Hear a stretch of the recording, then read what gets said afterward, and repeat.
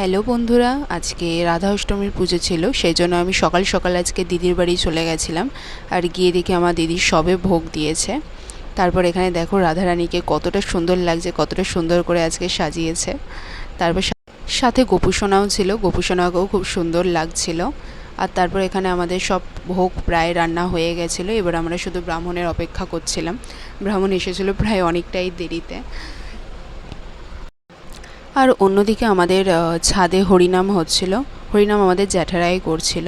আর আমার দিদি তো আজকে পাগল হয়ে যাচ্ছিল যে কোন দিকে কোনটা করবে।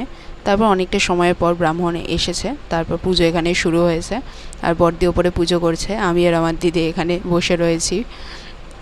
তারপর এদিকে দেখো আমাদের ছোট্ট বদমাসটা কত শান্ত হয়ে বসে রয়েছে, আর সকাল থেকে প্রচণ্ড জ্বালিয়েছিল।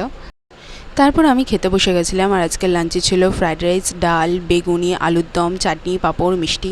সেগুলো আমার আর তোলা হয়নি, কারণ আমি খেতেই ব্যস্ত ছিলাম। তো আজকের জন্য এটুকুই, টাটা।